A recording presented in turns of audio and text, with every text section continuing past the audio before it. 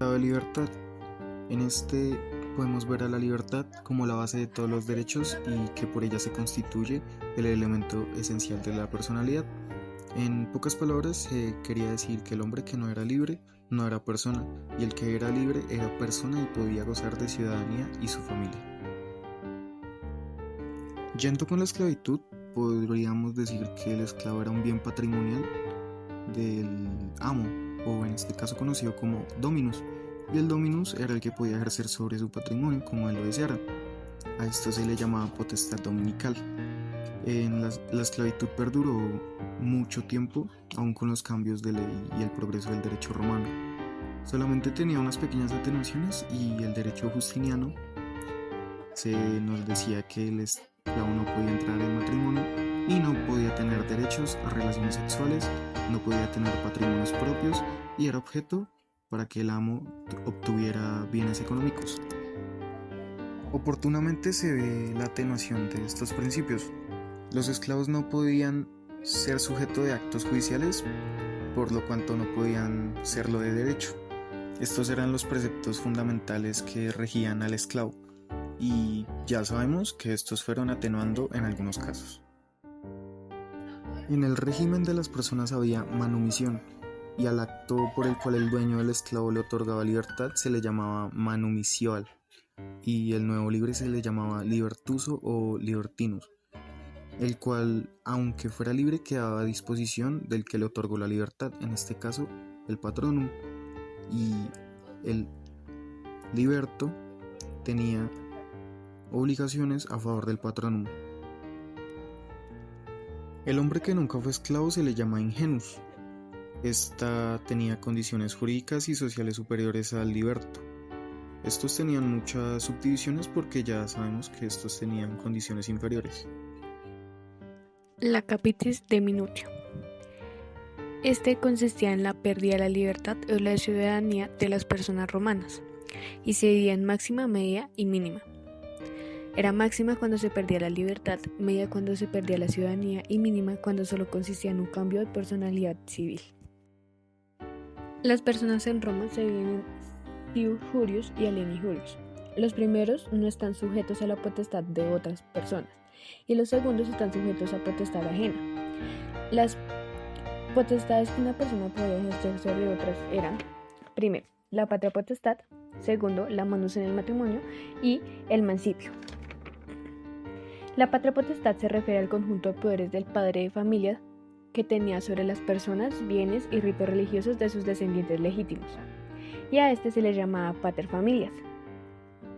Además, la patria potestad podía ser ejercida por ciudadanos romanos y no podía ejercerse si eras mujer o una persona alieni jurius. Las personas sometidas a la patria potestad eran llamados hijos de familia. En cuanto a los atributos de la patria potestad, se extendían a las personas y bienes.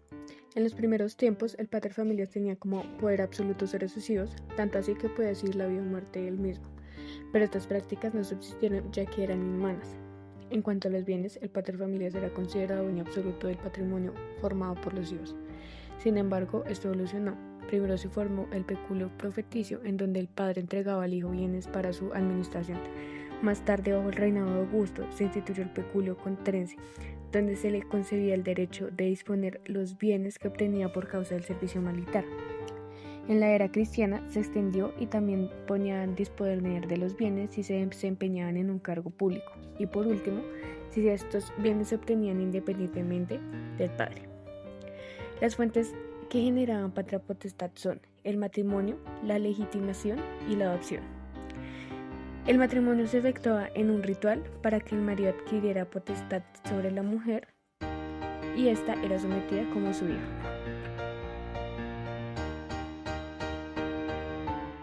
Relacionando esto, se habla de la adopción, que era otro de los medios de adquirir la patria potestad con la intervención de la autoridad pública.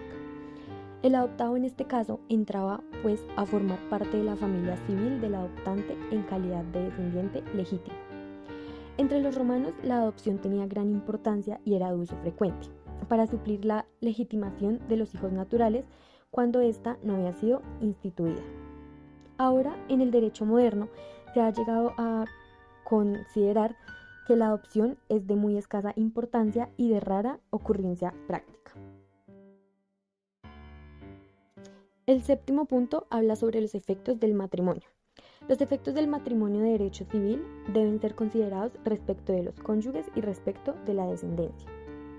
En cuanto a los cónyuges, el matrimonio imponía la obligación de fidelidad recíproca, y esta fue más exigente en la mujer, castigando severamente el adulterio de esta, pues se consideraba que la infidelidad femenina podía llevar a crear una familia de sangre extraña. Además de esto, cuando se contraía matrimonio, todos los bienes de la mujer entraban a formar parte del patrimonio familiar. Y en cuanto a la descendencia, los matrimonios daban a los hijos nacidos de ellas la calidad jurídica de hijos legítimos. El octavo punto habla sobre la disolución del matrimonio, donde se dice que las únicas causas por las que se podía dar esta disolución del vínculo matrimonial eran por la muerte de uno de los cónyuges, la pérdida de la libertad, la pérdida de la ciudadanía y el divorcio. El capítulo 2 habla de estado de ciudadanía. Los hombres libres se dividían en ciudadanos y no ciudadanos. El estado de ciudadanía llevaba consigo el jus civitatis, que comprendía a su vez en el derecho público los derechos de votar en los comicios y ocupar las magistraturas y dignidades del Estado, y en el derecho privado los derechos de contraer matrimonio de derecho civil y adquirir por los medios de este mismo. Los no ciudadanos se clasificaban en peregrinos y latinos, que se hallaban sujetos al derecho común. Los peregrinos eran extranjeros residentes en Roma, y los latinos se clasificaban en latini veteres, que eran los habitantes del antiguo Latium, los latini coloniari, que eran habitantes de las colonias romanas, y los latini juniani, que eran latinos coloniales.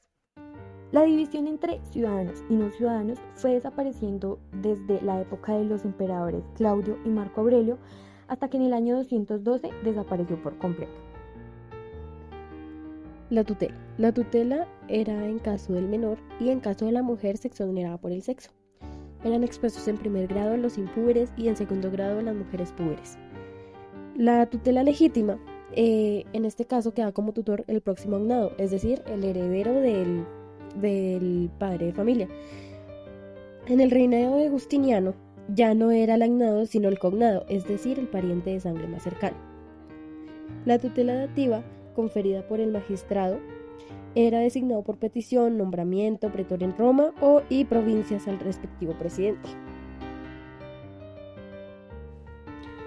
La ley de las 12 tablas fue un texto legal que contiene normas para regular la convivencia del pueblo romano. Por su contenido se dice que pertenece más al derecho privado que al derecho público. La ley de las 12 tablas solo proveía la cuartela de los furiosos, quienes eran los que se hallaban completamente privados del uso de la razón, pero posteriormente se extendió a la protección de los mente capti.